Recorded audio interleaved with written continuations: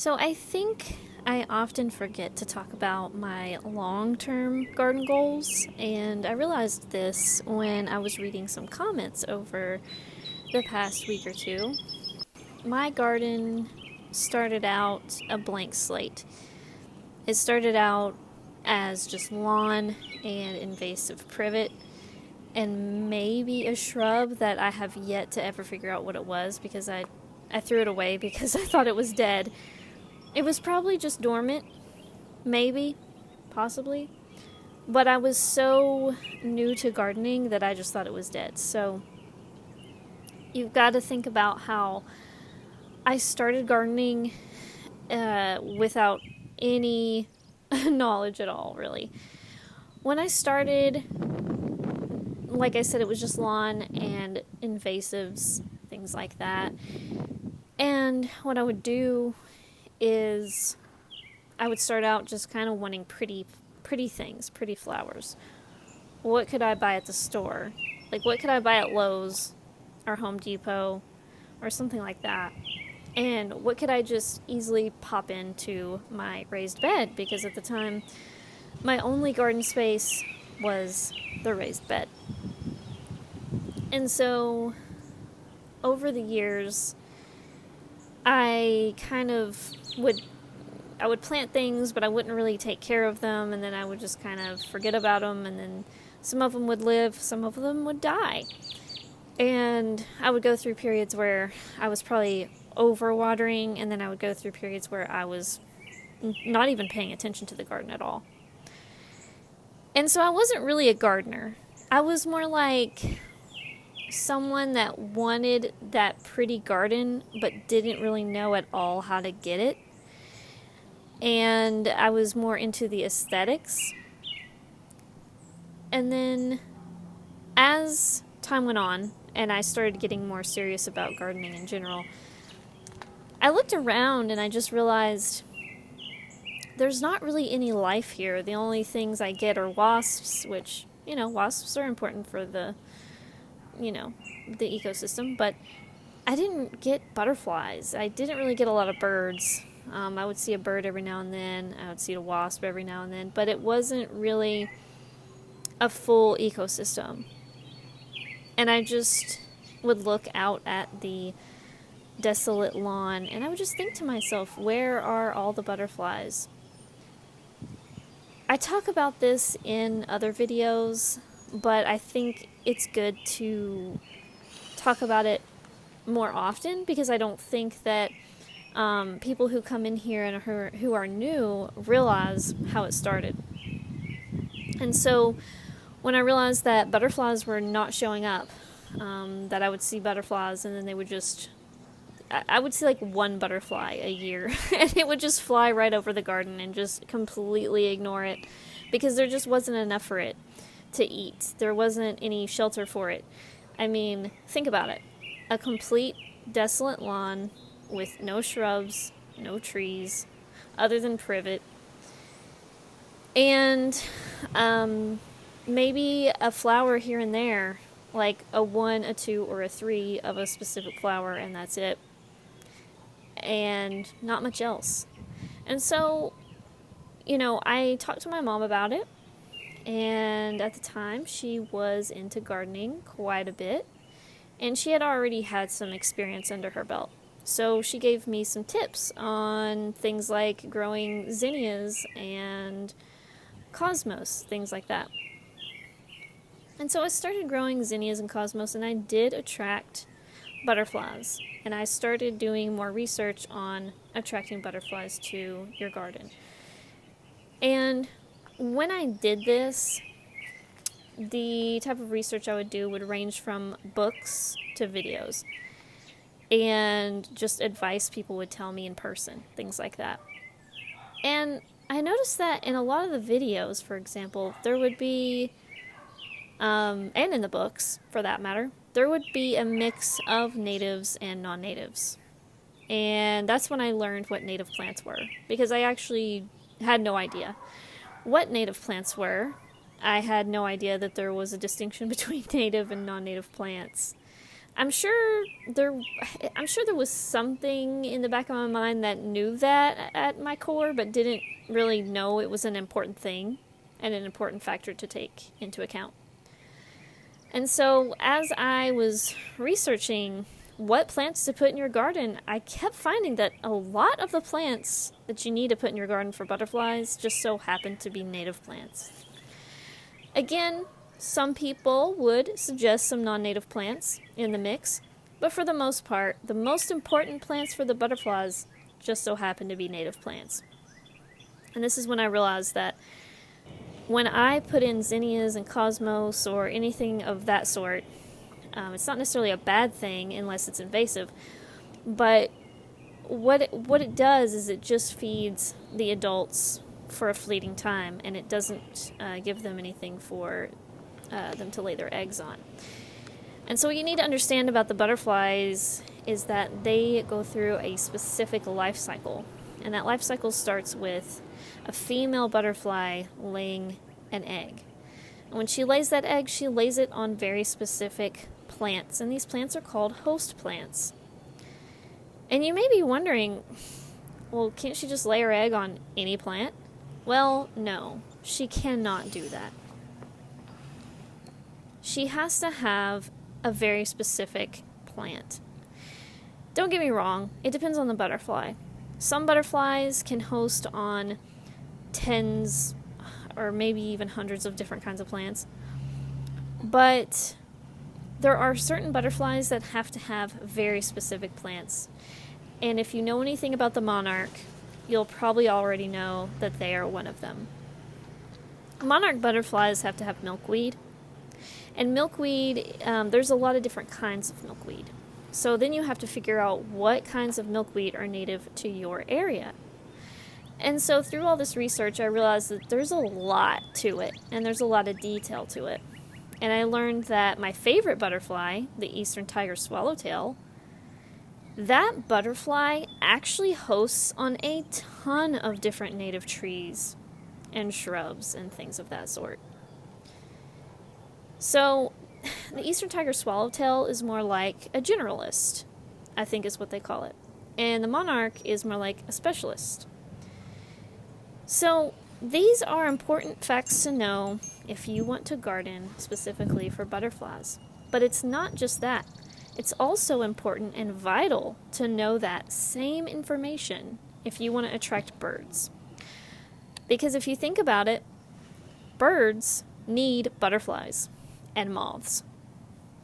And if you didn't know, butterflies and moths are in the same category called Lepidoptera.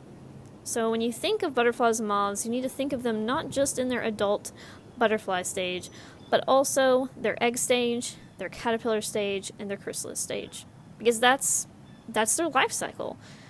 They start out as an egg, they grow into a caterpillar, and that caterpillar changes sizes and grows until it's finally full and finished eating the leaves, and it goes off to create its chrysalis.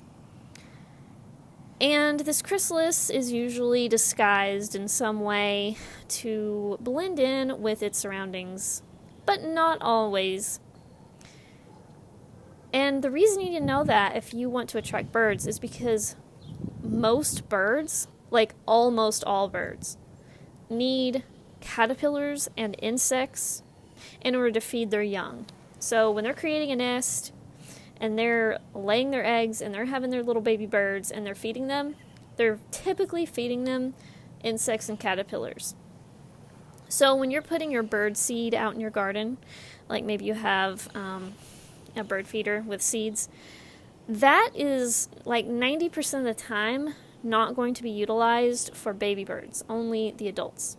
So you see we have a pattern here.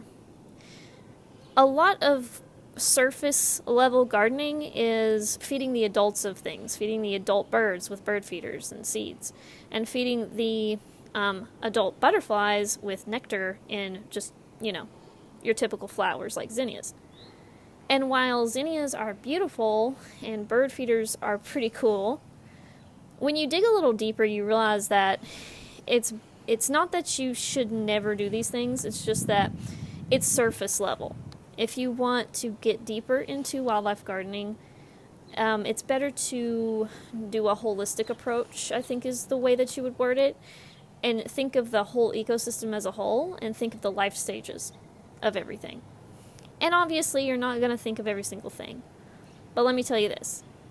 If you provide for Lepidoptera, aka butterflies and moths, you're also providing for birds. And if you provide for birds, birds are going to be eating some of your quote-unquote pests. You know, aphids, for an example. Birds eat those. Birds eat aphids. We don't talk about that very much, but it's true, they do. And so, you are creating an environment for these creatures to not just come and take a sip of something or eat a little nibble of something. What you really want to do is you want to create an environment where these things can live, where they can drink water, or they can grow through their entire life stages, where they can shelter. So you want all kinds of places for things to hide. You want all kinds of host plants for caterpillars to munch on, and you want water sources, and you want to provide all the elements that they could possibly need to survive. And sometimes this can be a challenge. And I think that that's where I'm at now at this point. I'm still learning how to get better at this. Water sources come with their own set of challenges. So you need to keep them clean and you need to dump them out pretty regularly to prevent mosquitoes. And you're never going to prevent all the mosquitoes. Mosquitoes are just part of an ecosystem. I mean, if you're bringing in butterflies, you're bringing in other things that maybe you don't like as much. And I think about this when I think about wasps too. I have befriended wasps over the course of a few years, and I've tried to live in harmony with them for several years, and I think I've been fairly successful, but it has been a huge challenge because, again, when you attract butterflies and birds, you are by default attracting wasps and everything else, like hornets, all that. And I was recently stung by a wasp. And I want to tell you my experience. Obviously, if you're allergic to wasps and bees, this does not apply to you. So if you don't want to hear about this, you can totally click out of this video because, in my opinion, if you're allergic, it's a whole different ball game, and I do not blame you if you have to do things that I wouldn't do. I have a relative that's allergic, and so I understand if you have to do something different, but when I was stung by a wasp, I realized I'm not allergic. And it kind of gave me a little bit of peace because I realized, oh, I can handle a wasp sting. Because I wasn't really sure, you know, growing up, anytime I got stung, I think I was stung by like a bee, and I never really got stung by a wasp growing up. And so this was my first big wasp sting, you know. And my experience was pretty tame. I mean, it hurt in the moment, and it hurt on and off for, I'd say, an hour maybe. But 4 hours later, it was completely healed, and you just saw a little tiny scab where the sting site was, and the redness and the swelling was completely gone by 4 hours. And the pain did not last 4 hours. The pain, like I said, was mostly in that first hour. And so it really wasn't that big of a deal for me. Again, if you're allergic, totally different story. So I realized something. I realized that I was always so fearful of getting stung by one of these. And I just so happen to be one of the lucky ones that isn't, allergic and doesn't have this huge reaction from 1 or 2 stings. So that's good. But, you still don't want to get stung. You still avoid it. And I want to remind you that usually when you're stung, there's one of 2 reasons. Either you accidentally almost squish the wasp because you don't realize it's there, which is what happened to me, by the way, or you're disturbing their nest.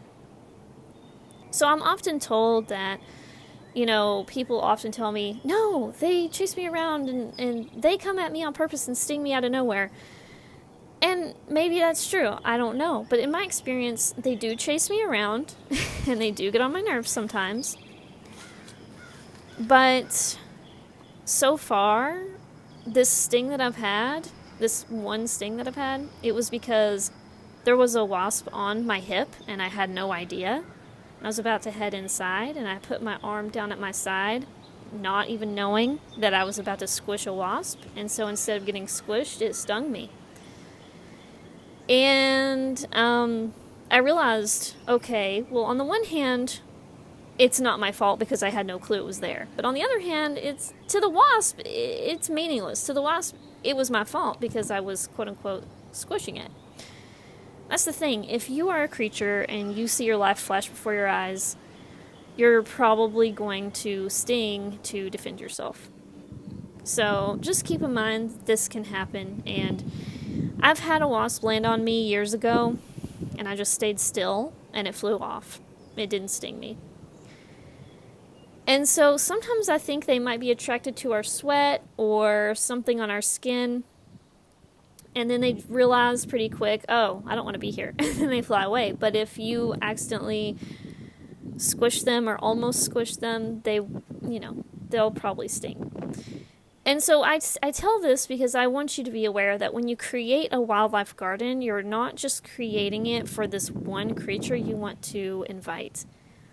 That's just not how the world works. I wish you could pick and choose, especially for people who are allergic. I wish that they could pick and choose what they would attract and what they wouldn't attract.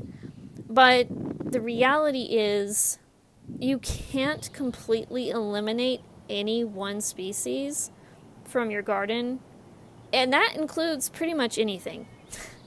You can dig up invasives and you can remove as many as possible, and it can take you a long time to completely eradicate certain invasives from your property, but it's an ongoing process. It's never finished. That's really my point of this video. Your garden is never done, it's never finished. And that leads me to what kind of garden I have right now. I have a pretty much full sun garden up front, and I have a little bit of shade in my backyard. And since my front yard's bigger and has the most garden beds and areas, it's mostly a full sun garden at this point. And I've planted a big cherry tree and it's starting to create shade, but it is far from a really, really shady garden. It still gets like over 6 hours of sun a day. And you need to think about your garden as an evolving, living, breathing thing, because that's what it is. It's never going to stay exactly how you create it the first year you create it. But you can decide what kind of garden you want. And if you are new to this channel, you probably don't realize that I'm working toward a sort of more woodland, shrubby, thicket type garden. And it's starting out more like a prairie garden. It's a prairie with a few trees here and there. And then as it grows, it'll probably be a little bit like a savanna. And then as it grows more, it'll probably be just pretty much full woodland. So keep in mind what your goals are and what kind of garden you want, because we're all comfortable with different kinds of environments and gardens.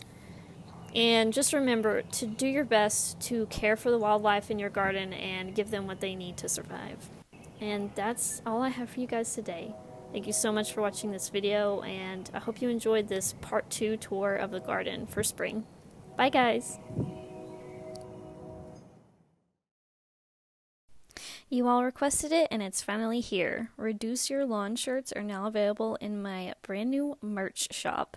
Thanks so much for supporting the wildlife habitat we're creating.